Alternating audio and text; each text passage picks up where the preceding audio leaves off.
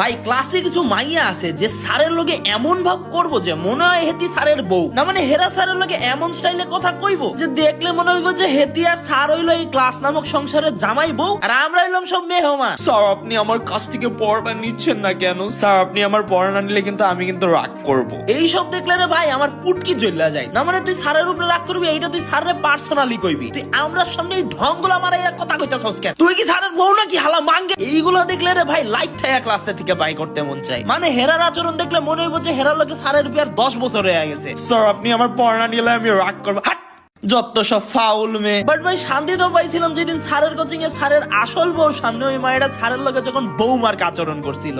আমরা তো ভাই সবাই ম্যাডামের চেহারা দেখেই বুঝে গেছি যে আজকে স্যারের খবর আছে। স্যারের বউয়ে স্যারে এমনটাই দিছে যে ওই ছাগল যখন নেক্সট টাইম স্যারের বউ সাজতে গেছে তখন স্যারের আজ্ঞা মাজ্ঞা পুরা ক্লাস হেরে দাঁড় করাইয়া রাখছিল। এইটা দেখা মনে যে শান্তিটা পাইছিলাম রে ভাই, ওইটার কোনো তুলনাই হয় না। তোমাদের ক্লাসও যদি এইরকম স্যারের আনঅফিসিয়াল বউ থাকা থাকে তাইলে রে ভাই আমারে কমেন্টে জানাও, আর এইরকম ভিডিওর জন্য ফলো মারো।